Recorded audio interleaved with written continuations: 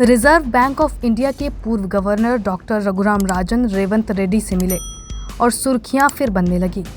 सुर्खियां उनके राजनीति ज्वाइन करने की।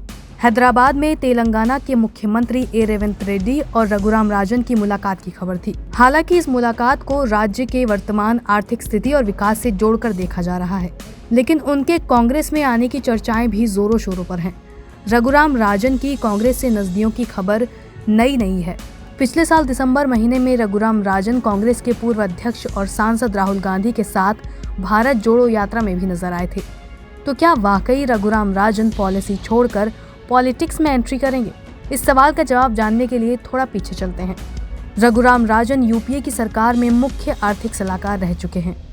रघुराम राजन के गवर्नर रहते हुए बीजेपी सरकार से अनबन की खबरें भी सामने आती रहीं। उन्होंने इस्तीफा देने के बाद भी कई बार मोदी सरकार की आर्थिक नीतियों पर सवाल उठाए। नोटबंदी के बाद भी उन्होंने सरकार को इस पर घेरा था। उन्होंने कहा था, मैं समझता हूं कि नोटबंदी की योजना सही तरीके से नहीं बनाई गई थी और ना ही इसका कोई लाभ हुआ।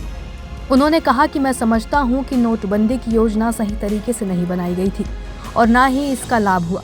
जब मेरे सामने ये प्लान रखा गया था तो मैंने कहा था, मुझे ऐसा लगता है कि लोग अपना रास्ता ढूंढ ही लेंगे। पूर्व गवर्नर ने 2047 तक भारत को विकसित देश बनाने के प्रधानमंत्री के लक्ष्य पर भी बयान दिया था।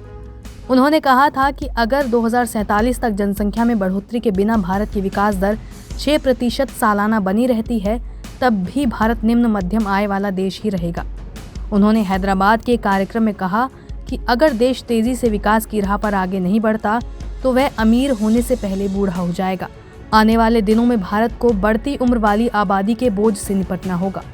आगे राजन ने कहा कि कुछ दक्षिण भारतीय राज्यों में आबादी बढ़ने की दर कम हो रही है, यानी 2047 के आसपास देश में बुजुर्गों की बड़ी आबादी होगी। इसका मतलब भारत को डेमोग्राफिक डिविडेंड का फायदा मिलना बंद हो जाएगा।